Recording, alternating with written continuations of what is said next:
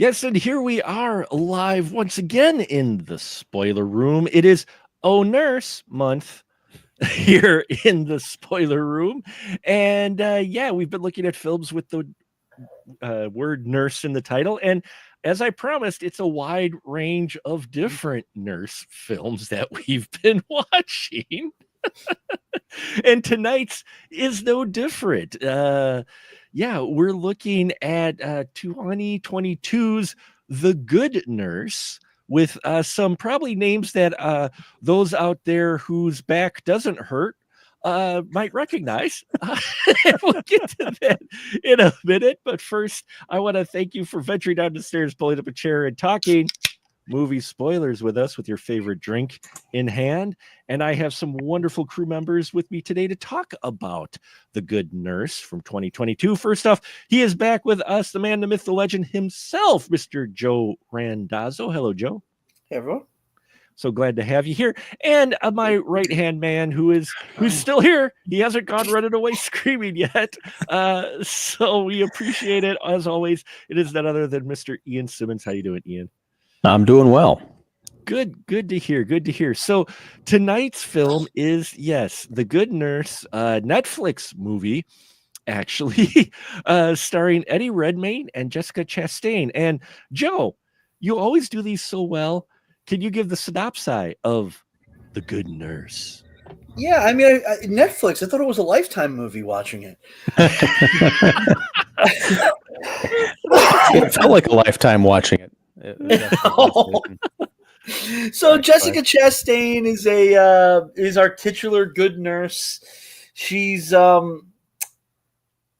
we learned pretty early on that she has a heart condition, and she may suffer a stroke. She has kids, but she cannot afford to stop working because she hasn't been at the hospital a year yet. After a year, she would actually be able to take sick leave. So she's just working through everything, and we see her with this nice elderly patient, Anna Martinez, whose husband is, sleeping at her bedside on the couch, which Jessica gets in a little bit of trouble for because they're like, yeah, this isn't a hotel. We can't just have people here. A new nurse comes in, and he at first seems like a really great guy. Seems like he's somebody who could help Jessica Chastain get through this stuff because she's having problems with her kids because her kids, one of the daughters is acting up because she doesn't see her mom enough and she misses her and she doesn't want her to work so much. And she's snapping at the babysitter, who's this poor woman who's just trying to do her best. So yeah, one night she leaves, and when she comes back the next day, this nice old woman is dead. And everyone at the hospital is kind of shocked. Like, wait, what happened here? Why? Like, okay, granted, she was sick, but we didn't think like she was going to die any day now. Fast forward 7 weeks, and that's when the police are finally brought in to investigate this thing. And you start smelling it immediately that there's an attempt by the hospital to cover things up. Reports are showing in very, very short. Pages are missing. The hospital, the people running the hospital are basically telling the nurses and everybody, do not talk to the police unless one of us is present. So that's immediately fishy. So yeah, I mean, unfortunately, the suspect, there's no red herring. It ends up being exactly who you think it's going to be. So there's no twist, there's no suspense, there's no nothing. You're just kind of watching events unfold. Yeah. The new nurse is Charlie Cullen, played by Eddie Redmayne, and yes, yeah, Jessica Chastain plays Amy Loren. And yeah, you're right. I mean, I want to get your guys' opinion first. So Joe, you said you dug it okay. You liked it all right, but you're, like you said, not real surprise. I mean, yeah, no surprises, no twists and turns. I mean, it literally felt to me like like watching like a Lifetime or Hallmark movie. Like there's nothing about it that like I've seen, Netflix movies like Beasts of No Nation or, The Irishman or Dolomite Is My Name. And those feel like, real cinematic. I mean, when you see who's behind them, this felt like just like a throwaway TV movie of the week, not to say that that's necessarily a bad thing, because those can be fun and entertaining too. I mean, I wasn't like bored by it, but it just didn't really do anything for me. Like I just kind of felt like I was just kind of watching everything unfold in front of me. What about you, Ian? With it, same way? I wouldn't say Lifetime movie. I can definitely feel that, but to me, it felt like any of the 1,000 of like medical shows that we see on TV, like mixed with Law and Order, and those shows are an hour of television with 15 minutes of commercials. So you're talking in and out in 45 minutes. This movie is 2 hours and 3 minutes long. And as you said, Joe, there's no mystery except the kind that I don't know the film wants you to ponder. Like Jessica Chastain, for as great an actress as she is completely wrong in this role. Because I just looked up how old she is. She's like 3 months older than me.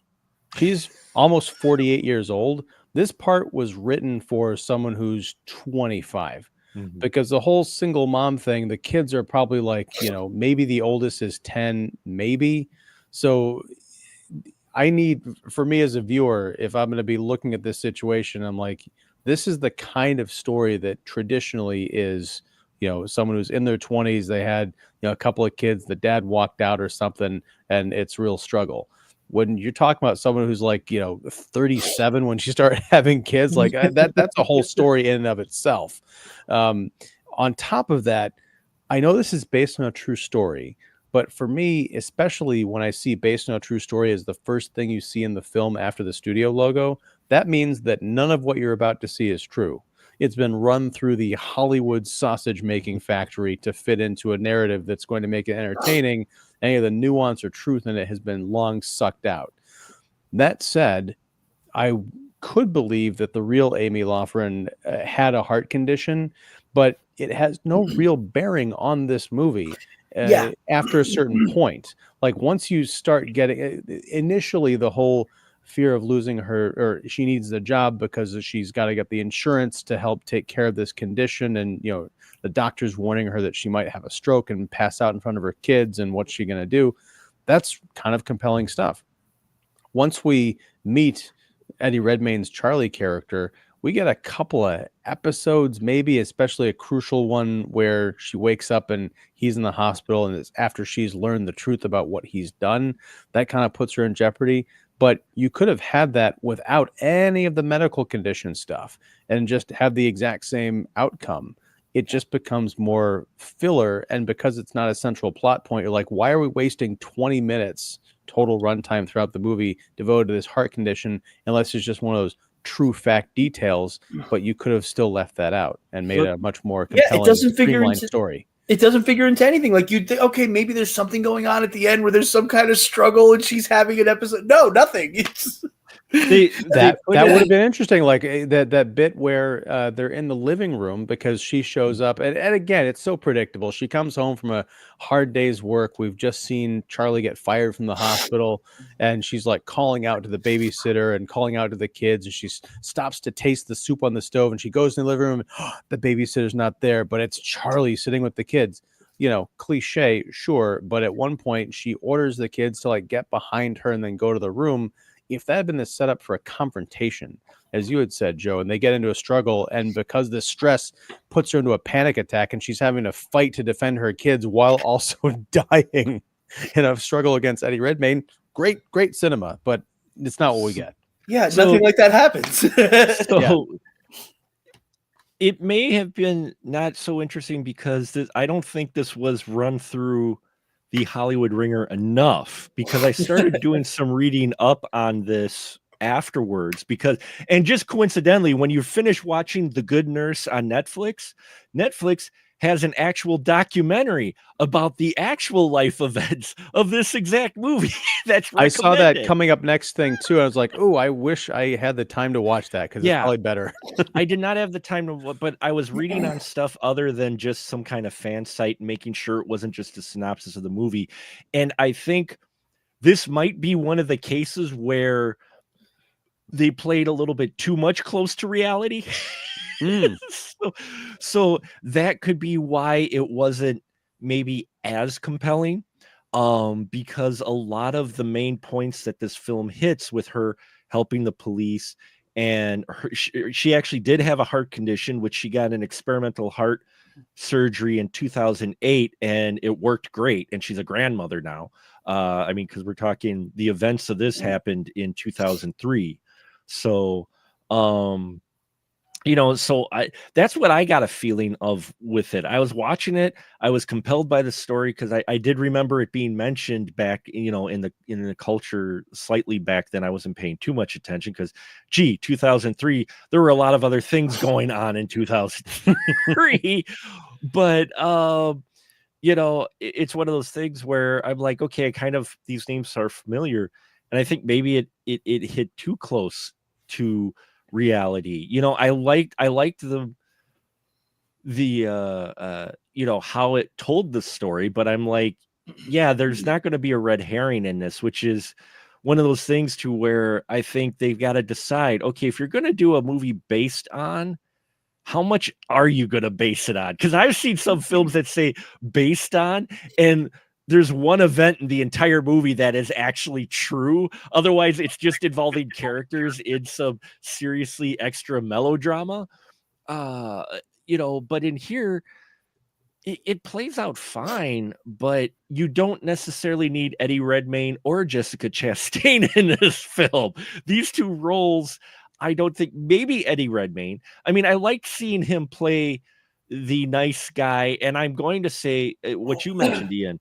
My favorite scene, and probably the scene that actually had tension, was when she realizes that Cullen gets fired because the hospital fires him, not because they suspect, he's been injecting insulin or this drug into saline, but they say he reported his employment wrong. So they use that as an excuse to fire him. And then she shows up at home and he's there with the kids. And I'm like, me as a parent or whatnot, I'm like, okay, this scene actually is causing some tension in me. I'm like sitting here going, because you're waiting for that Hollywood moment for him to know that she knows that he knows what they did, but they don't exactly play that. And I don't think that he ever does know until right way after that scene. Right. Like, I think he figures it out in the diner. Yeah. Because she's being obvious. Yeah. She's not exactly weaving it into the conversation. Now she's like, no, I want to talk about what happened at the hospital. Why? I just told you I got fired because they filled out the application wrong and I put the wrong dates on it. Like, there's no reason to think. There's no reason for him to think that anyone at that hospital knows that what he had done. Right. Except maybe the higher ups. Mm-hmm. Well, clearly he's been through this before because he's been through. This is his 9th hospital. Yeah, 9th hospital in 16 years. Well, this is something that I can use your help on, guys, because there's that whole central, or I'll call it a B plot, but it keeps popping up, and I don't think it ever gets resolved, at least not to my satisfaction. But there seems to be this idea that the hospitals are, and certainly the hospital he's at now, is aware that something's wrong and they have enough information to fire him, but none of these hospitals prosecute him or go after him. And apparently nothing ever happens to him. Right, and it's presented as almost like, well, that's the way the hospital system works. I'm like, no, I don't no, that doesn't make any sense. Yeah, it doesn't make sense to me that they would cover up for him when they could, when every one of these hospitals could be like, no, that asshole has been doing this. Right. Let's throw him under the bus. Well, but especially in the post credits titles, they say he was convicted of 29 killings, but it's believed he may have been associated with 400. Yeah. Yeah, and he's not eligible for parole until 2403. Like at that point, I mean, that's Hang in that's there, just buddy. the judge fucking around. Like, Hang in there, bro. I love when you get those serial killers or whatnot that get convicted and they're not eligible for their first parole until the next century. You're just like, oh, I mean, this is a couple centuries away. yeah. I don't even know that there will be a planet in 2403. there will be, but Eddie Redmayne is going to survive that long and then sail out among the stars in a movie called Jupiter Ascending, directed by the Wachowskis. This is the prequel to Jupiter Ascending. No, but that's the thing that it is, you know, while it is in question about the hospitals covering it up, that actually is the question being posed by the film in not maybe the best way, is because, again, doing some reading is kind of the weird thing that many of the hospitals found other reasons to let this guy go, even though they suspected some things, because that part also is true in that he got away. They say he got away with this, you know, and he does drop that cold line. And I will say Eddie Redmayne knew that was his moment for his character when they, you know, when they talk about, you know, why did they let you do it? And it was like, oh, and he's like, he did give a reason, and he kind of starts freaking out, and he did really good. And then apparently he never did give a reason outside of saying they let me. Mm-hmm. And that was the whole, and I think that's the whole point of them trying to bring it to light. It felt like this film didn't want to exaggerate too much to maybe make it a little bit more compelling of a watch, but at the same time it was trying to say something and go, hey, look at how screwed up the medical system is. And it's like, okay, which one do you want here? I mean, fine, but it didn't. Especially if you already made a documentary. Why are you doing this based on a true story? If you wanted to do that, then the focus should have been more on the higher ups at the hospital. Right. Mm-hmm. Like it doesn't feel to me like it's an indictment on any of that, because it feels like they just, like, aside from the line at the end going, hey, yeah, none of these guys have ever, you know, none of the hospitals have ever been brought up on charges for, you know, for knowingly letting this guy go. Like, aside from that, it just feels like I thought at the beginning, like, with all these threads, I'm like, oh my God, this is going to turn into like this massive drama where they're going after the hospital and the hospitals. Yeah. None of that happens. You set things up to just not do them for some reason. I was waiting for some kind of I know it's based on a true story and all that, but like, I can imagine a world where the hospital higher ups let this happen because A, it would look bad, but B, you know, he's basically taking care of patients who would be a drag on the system or something like that. Like, the hospital doesn't want to deal with them, so they're going to let him deal with them and kind of sweep it under the rug. But no, you're right. None of that happens. This doesn't go anywhere. And it's the only reason to watch this movie really is the fascination of Academy Award nominees / winners Jessica Chastain and Ed Redmayne doing this movie. Right. Yeah, and they're completely wasted. Like one of you guys said earlier, you didn't need either one of them in this. This could have been, you know, the woman that played Winnie Cooper on the Wonder Years and Richard Grieco, and nobody would have noticed. You know, it would have been fine. No, sorry, just give me a second. I'm watching that movie in my head, and I love it. Wow. Damn it. But you legitimately did not need Eddie Redmayne and Jessica Chastain in here. Although I love, because I haven't seen Malik Yoba in anything since New York Undercover, and it was great seeing him as the police captain. Oh yeah, he was great in it. There's that wonderful scene, that great scene right near the end where they were looking at it, looking at how this guy possibly could got away with it, and how they kind of had the evidence. They figure they pretty much have him dead to rights, and they're sitting there with the DA, and he's just sitting there, and everybody looks at him, and he goes, "Don't look at me." He's like, "It ain't my fault. I had nothing to do with it." I mean, the procedural parts are the most fun out of this movie, when they think they've got all the evidence against him because of the kind of the digital checkout system. But then they're like, well, he used this trick where you can cancel out your orders for checking out things like extra insulin, and it can't be traced back to you. And then the police captain's like, yeah, this is all great, but and he was being the jury at that point. Like, this doesn't prove anything. You need to get him in the act or get him to confess, because all this proof that you have that you've been laying out in meticulous detail for 5 minutes, it all goes away once you ask the question, well, could it have been some other explanation? That's great stuff. That was the best 5 minutes of this entire movie. Well, I did enjoy the part too where they piece it together. They're like, the audience knows it's probably him. They probably know it's probably him. And the DA goes, yeah, you got a body? And they go, well, no, it's been cremated. And he's like, well, then why are you wasting my time? He's like, I don't care how much you got. You ain't got a body. You ain't even got a case. And then later on, we get a body, which I was excited for. I admit there were parts of this film that actually had me. Like, I'm like, wait, she just died. There's your body, right? And I'm like, okay, we're gonna get into this and whatnot. And then it doesn't. It kind of picks up, but then it kind of just stalls. And I think that's the one thing watching this film where I'm like, there's some moments here to where if they actually would have felt comfortable enough, maybe embellishing and doing a little bit more of the Hollywood cycle, like you said, Ian, I think you could have kept up things a little bit more, but it always stalls. It's like, I'm getting into this. Like I said, like you said, the procedural thing, the 5-minute thing where they're talking about that, the part where she's going through the saline bags and she's squeezing them, looking for the pinholes. And then suddenly she actually finds one. And then when she comes out, she runs into him. And I'm like, okay, this is like compelling stuff. And then we go to quiet moments. Yeah, then it does nothing. They set things up and do nothing with them, and I think that's what was frustrating. I think the movie they wanted to make was so much more interesting than the movie we got.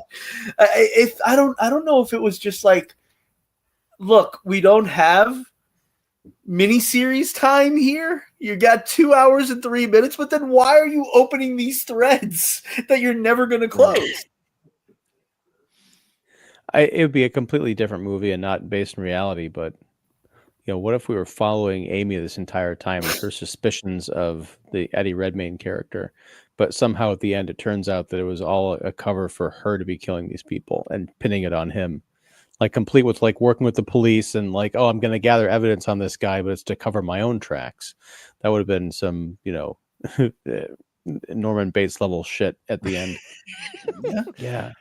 Well, see, and I think that's where they ended up, hurting themselves, putting the parking brake on themselves, is basing it on a true story. If instead of saying based, you say inspired by, you've got a lot more freedom with inspired by than based on. Because when you say inspired by, people look at it and go, okay, like you've got this much that is probably true, and the rest is like all embellished. You get by with inspired by, and I don't know legalese if it's if there is an actual distinction or it's just word choice. But for me, if you see inspired by, you're like, okay, there's gonna be a lot more liberties taken versus based on. Then you're like, oh, you're gonna base this more on the facts, which again is a bit confusing because Netflix also did a documentary on this, on the true case. So if you're going to do a documentary, why are you doing the somewhat fictional retelling of the story?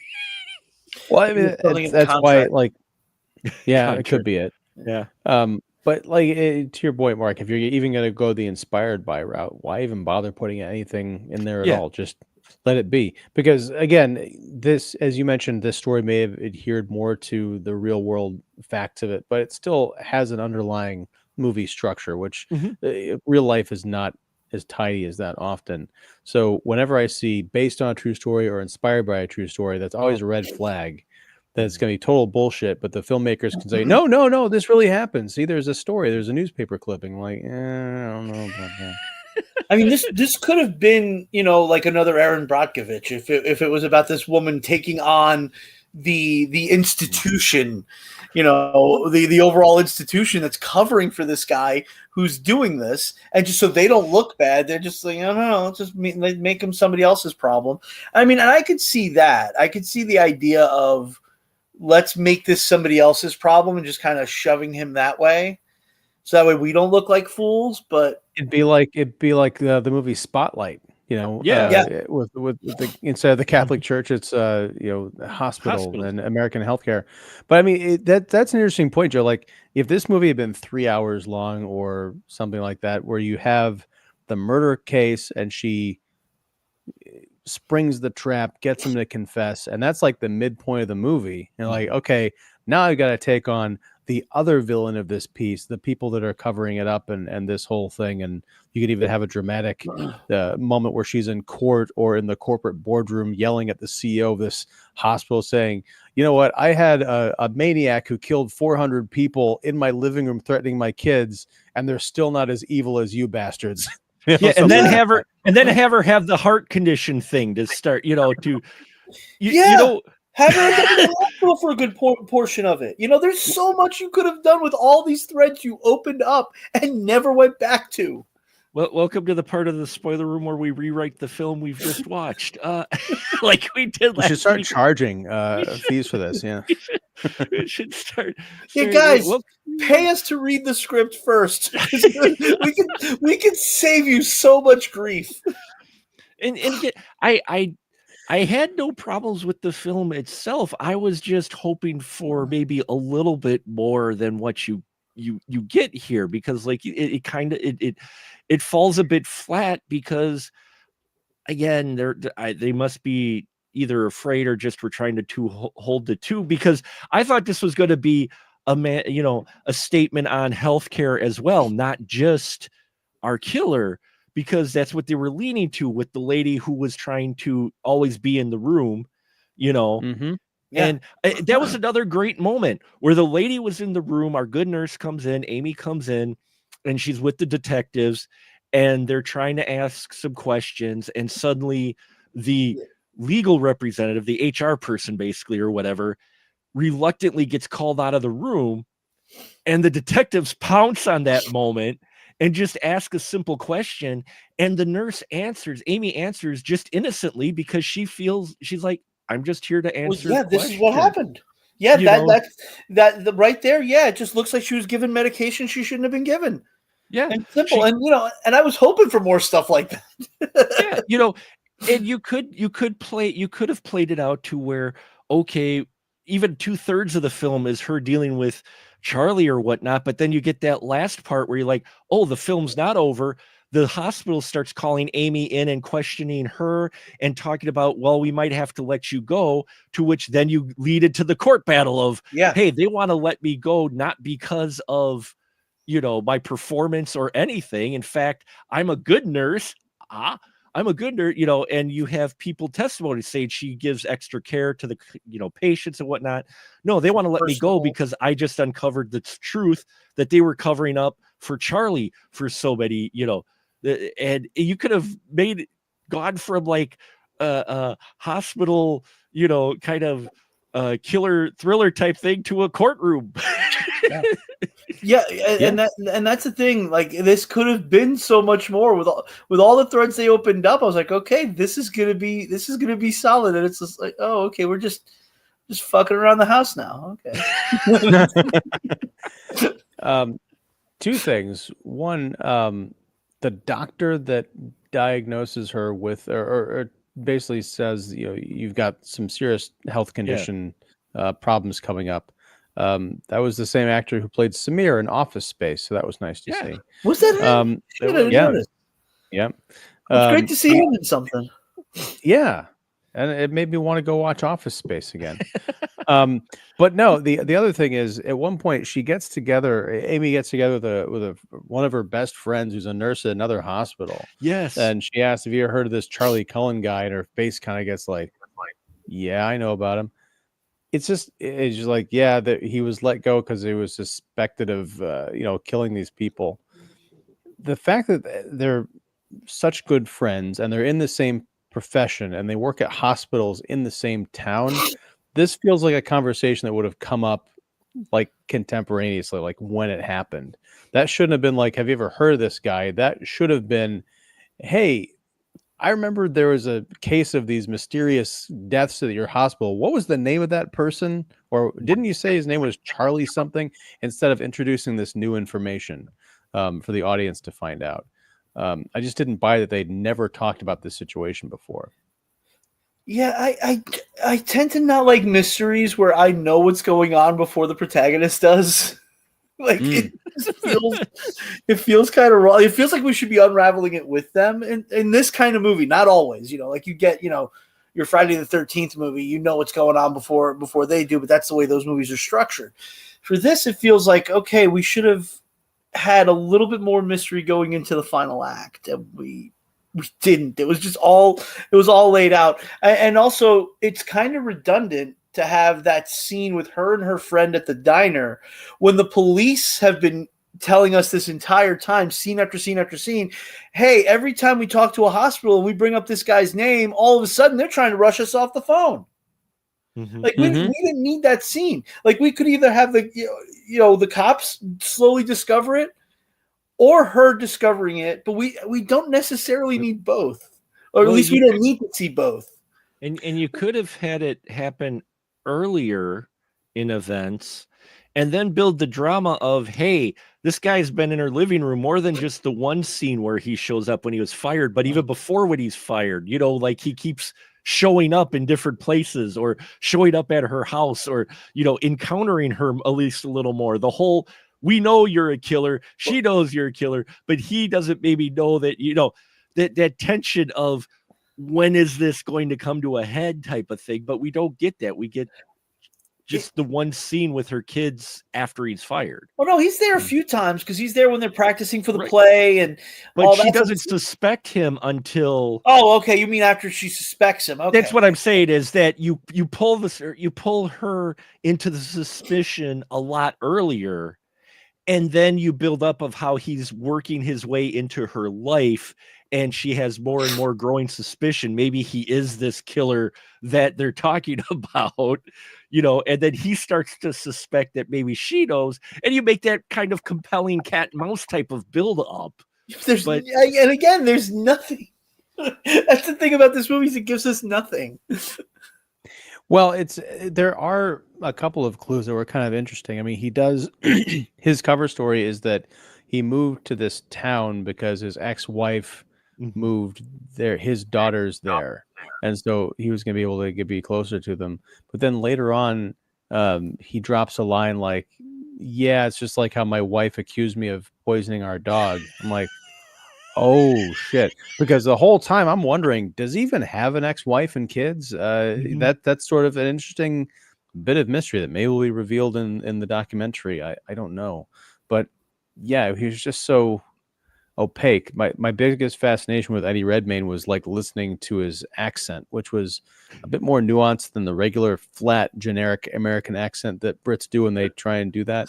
But yeah, as far as the rest of his performance, I wonder if at some point Netflix thought, oh, this could be one of our Oscar contenders, because that scene in the interrogation room when he's flipping out and he starts yelling at the cops and like repeatedly and like banging his head, I'm like, yeah, he's going for it. Yeah, they're swinging for the fences there. It was giving me Long Legs flashbacks is what it was.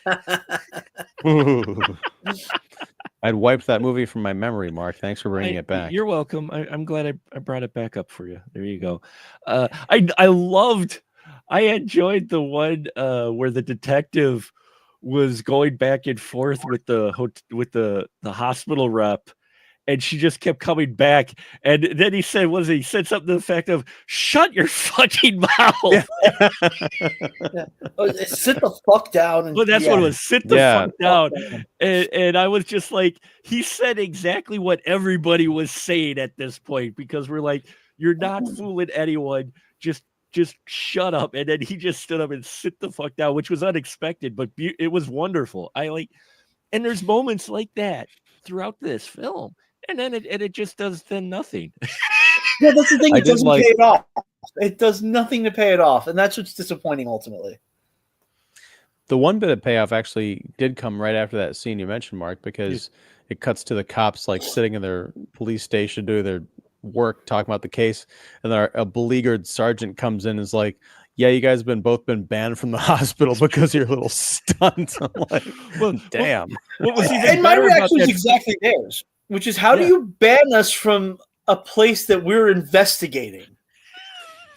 To which the cop should have said, well, you're not investigating it anymore. Like, take Right. them off the case, and then they have to go rogue or something. Like, yeah, again, I don't know.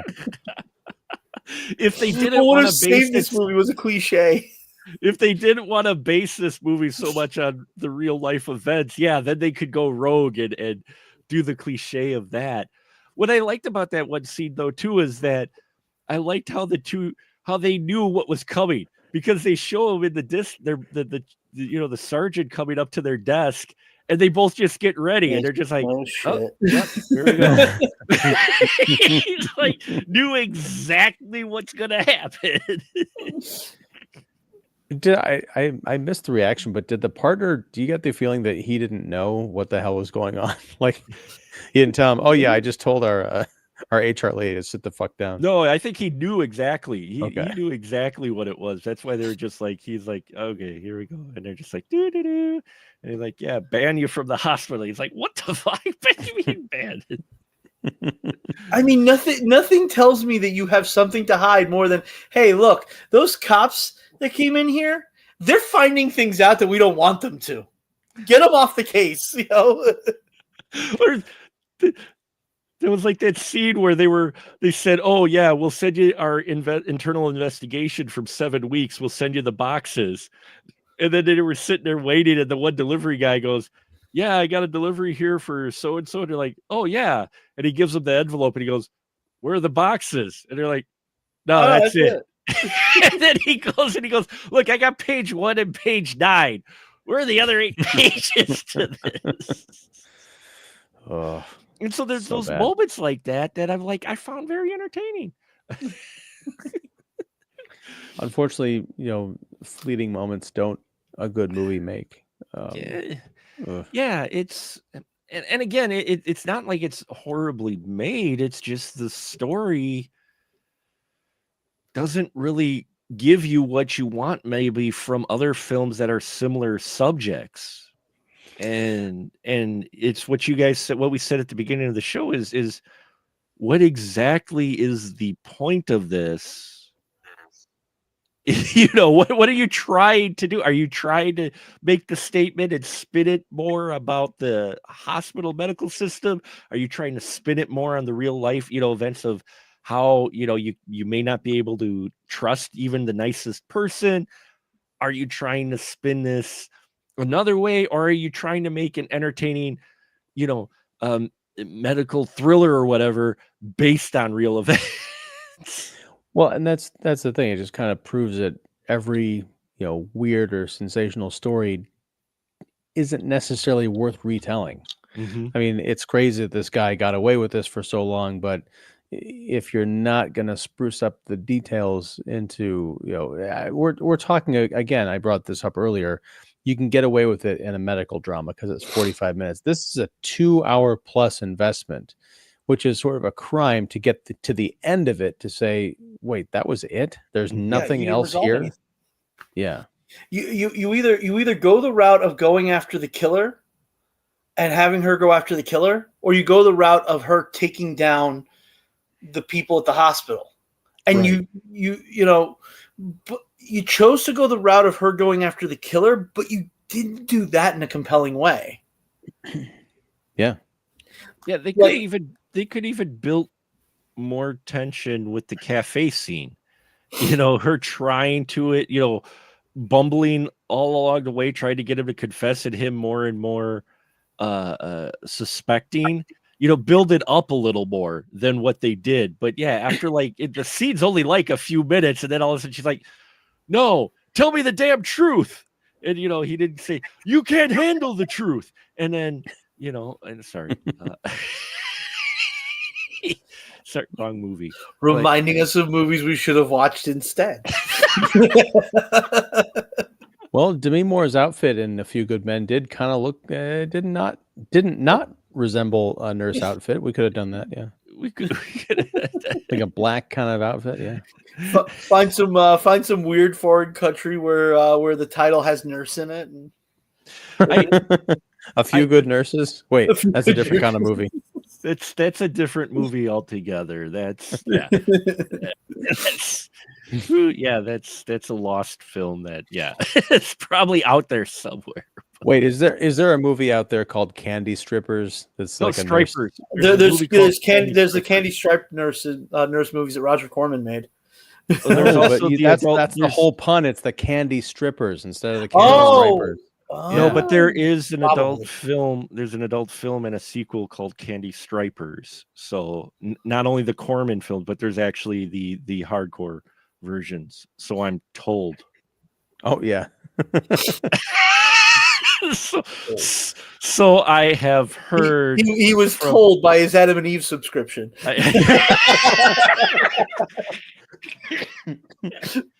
And is that a reference anyone's even going to get anymore? I don't know. I think they were Bolero, but films. But anyway, they still does Adam and Eve still exist? No, I don't think Probably so not. now. But I don't know.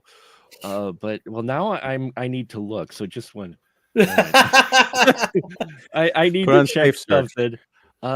Just make sure you point you point to this part of the podcast when your wife looks at the search history. Right. No, I was looking it up for the podcast, honey. Joe asked if Adam and Eve still exists. Yeah, no, there actually is not a film called A Few Good Nurses. But now there is. Copyright Spoiler Room. Call us. Anyway. No. You can't handle the girth. Yeah, I want the girth. Wait, you can't handle the boobs. You need me up on those balls. Sorry. Deep down in places you don't talk about at pardon. You want me on those balls. You need me on those balls. Yeah. Wow. We've got off the rails for sure. Again. Well, I mean, there's nothing else to talk about for the good nurse, so we might as well. No, I don't want to necessarily stretch this out, but that's the thing. It's like if you got 2 hours to kill, there's worse ways of spending 2 hours. And that was the thing too. Is like I'm watching this, going, this isn't a badly, produced film. It's got a high production value. It's got even the side characters that there's some talent involved here. The director is trying to make, but this boils down to what we've talked about in the past and a few other films this past year is when you hear people talk about you need a compelling script or something to make a compelling movie, you really do. The script, I mean, Joe, you can confess to it. The script is the spine of the film. I mean, some films, maybe you could cover up a poor script with like sci-fi or whatnot with a lot more flashy stuff or some interesting action sequences. Yeah, but not a medical drama. Not a medical drama. Either that or you'd have to have like Al Pacino, in there just hoo-haing everywhere. Like that's how you cover that up. You get somebody who's completely over the top and batshit insane, which you weren't going to get out of Eddie Redmayne and Jessica Chastain. Of course, they let these patients die. I mean, after all, God is an absentee landlord. No, Al, you're in the wrong movie. Wrong movie. What? No, it's a good line, though.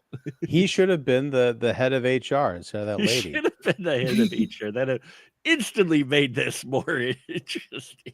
Yeah, I was really hoping for the angle, and they tease you with it, but they never do. I was really hoping for them going for the medical, playing that angle. Yeah, because I'm like, you're setting us up for this, and you don't. And that's the first half hour. That's what I think they're setting up. I think they're setting up. Oh, okay, it's going to be she's going to catch the killer, and then she's going to go after the apparatus that let him get away with it for this long.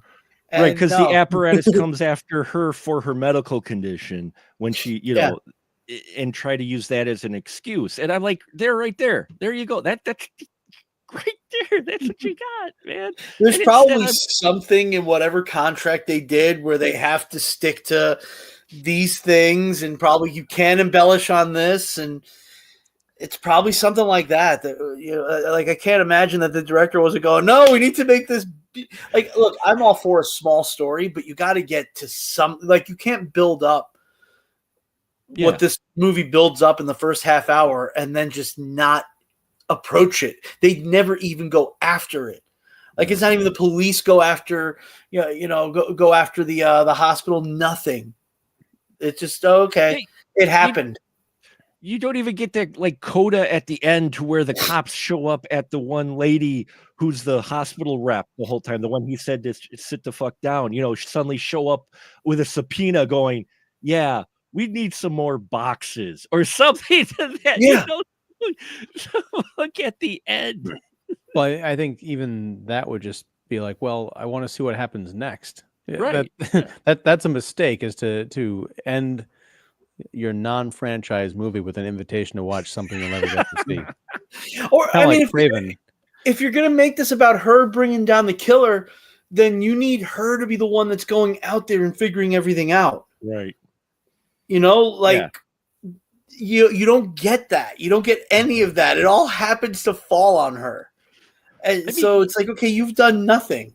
And I thought they would even have made it, but there's missed opportunities for that, because there's the scene where she mentions, I loved that bit too, to where the detectives are like, oh, well, they told us that the Pixie records, for the medication, they get erased after a couple of weeks. And she's like, it's a computer. I laughed at that, being the IT guy. I loved that line. She goes, it's a computer. She's like, it stores all of that. It doesn't just erase it. And they could have easily stretched that one scene out when she wanted to get the Pixie logs while Charlie was there, because it was during their shift, to where it was more tension, to where she sneaks in while he's there, and then he passes it and she has to stop, and then he walks away and she goes again, and then she starts printing it off, and you see him go near the printer, but then then she has to pull away. You could have at least made that even more, a little more compelling or tension filled, and you don't. It's like a minute, and she successfully prints them off with no real tension. And she just gets it done. That's it. There's no obstacle. Well, I mean, it's a mirrored scene from Nurse 3D, which we talked about a couple weeks ago, where our HR lady was looking up information on our nurse, and then she gets chloroformed, and never seen again. But yeah, because this is based on a true story, those kinds of things don't happen in real life, I guess. So, well, but that's something that you could still, I would think, be able to build up and embellish a bit, and you're still not taking away, from it. Just even having him keeping engaging with her while she's trying to get this information printed and out the door. Yeah, she's trying to get rid of him. She's trying to get him to go away so she can get back to printing it out and finding it. Like, there's so much you could have done. You've done none of it. She just walks into the room, she gets it done, and leaves. Like, okay. It's like, I remember there's one guy that I knew a couple years and years ago. I remember he wrote a script. He wrote a short film, and he brought it to me, where a guy's like stalking this woman. He's into her. She tells him to go away, and he does. And I'm like, you literally have nothing here. Like, she tells him to leave her alone, and he listens to her. You don't have a movie. Nobody wants to watch that. I mean, that's nobody great. Wants to see that. That's great in real life. It's great in real life, but 90% of the time, people aren't watching the films for real life. You want and kind of expect some embellishment, unless it's a documentary. If it's not a documentary, give me some embellishment. Even a good documentarian knows how to build something up to make it cause tension, even if it was just a minor thing that took up like 2 seconds of a character's life. A good documentarian can figure out a way to make that compelling. Yeah. And it just felt like this movie was just missed opportunity after missed opportunity after missed opportunity, all maybe in the service of, well, it didn't really happen that way. Fine. But well, I mean, it's going back to our Redmayne and Chastain. I wonder if they're the only reason this movie got made. Probably. because it's not strong enough outside the two kind of charismatic or at least big name leads to do anything, as we've proved here. I'll fully admit that part of the reason I picked this for the nurse film, because it was a modern nurse, a modern film, which we don't cover a whole lot. Most of the modern, especially new wide release stuff is on my Patreon. Go check out my Patreon, real good tiers for reasonably. Yeah, sorry, my shill is showing. Anyway, but yeah, I figured, Eddie Redmayne, this must be, on paper, this sounds amazing. You've got these two in this story. It's like, cripes. Okay, I'm there because I love the work of these two actors. Eddie Redmayne especially. He helped save the Fantastic Beasts in many ways. And Jessica Chastain, I love the stuff she's in, so that's why I kind of picked it too, because I'm like, oh wow. I read the synopsis, I saw these two in it, and they hooked me, and I picked it, and I'm like, why are these two in this movie? Yeah, they literally could have done this with anybody. It feels like they wasted both Redmayne and Chastain. You know what you should have had Eddie Redmayne and Chastain in? A Psycho remake. Chastain in the Janet Leigh character, and Eddie Redmayne as Norman Bates. He would have done a far better Norman Bates than what's his name? Vince Vaughn. Vince Vaughn. Which I still haven't seen that remake. I've never seen. You don't have to. Ooh, you don't have to, really. You just want to see Jessica Chastain in the shower scene, and I understand. Has she not done? I'm not saying that's a primary motivation, but if it happens, Yeah. Yeah. It's a pivotal scene in the movie, and it's for the plot. Mm-hmm. We'll get some director will be like, we should shoot it shot for shot exactly like Hitchcock did. Yeah, no, Gus Van Sant did that. Don't get me started, Joe. Please don't. I just that film. I know people who love that film, and that's mad props to them. I'm glad they can find enjoyment in that film. To me, there are very, very few films that incite actual rage when I watched it. This film incited actual rage in me, and it's partly because I am a Psycho fan of the original, but part of me is just like, you've got to be fucking kidding me. I've never seen it. I'll tell you what, if I spot it at like a Goodwill or something for like $2, I'll pick it up so I can watch it. I bought the soundtrack only because Danny Elfman did the score for it, and he just took from Bernard Herrmann's and slightly reorchestrated it with Steve Bartek. But that's the only reason I bought the soundtrack to that film, was because it had Danny Elfman tracks on it. I haven't watched it since it came out, 26 years ago, whatever it was. Might be time for a rewatch. And have no interest in it now. Yeah, it's interesting only because it's a time capsule of 1998, but also because of Van Sant's claims of it being a shot-for-shot remake, and then it blatantly not being, and to see the stuff that he added to it, it's like, it's just really kind of. Oh, I didn't know that there wasn't. Like I said, I've never seen it, so he adds like the couple of examples is there's a lot more nudity involving Anne Heche's death. In the shower scene, like when she bends over, you can practically see her bunghole, flopped over the shower. And the other thing is, yes. And then the other thing is the famous scene where Norman Bates is watching her through the little hole in the wall. You can hear his heavy breathing and the fap sound. That's not the kind of shot for shot remake I'm interested in. Thank you. Well, he does shot for sure, but then he changes things to make Norman more creepy a lot sooner, and you lose so much with that character with his version. For one, you just lose so much of that inner struggle between mom and him in his version completely, because there's no way the fap sound, him doing it, his mother would not have let him do that. Maybe look, but not and all he did was do it's an audio thing too. So yeah, it's a shot for shot, but he changed the audio. And then you get to and I will argue, the most famous scene in horror history. One of the top famous scenes, the shower scene. And then he decides to take some artistic liberty with things. Mm-hmm. And then he does that later on with the PI's death. Oh, William H. Macy, yeah. William H. Macy was a great casting. I loved that casting. I enjoyed him in that role as the Pendergast. And then the same thing with that death. We get suddenly some creative license with that killing. And that film took me 3 times. I had to stop it 3 times during the watch. And there's very few films where I have to stop it and walk away and come back to it.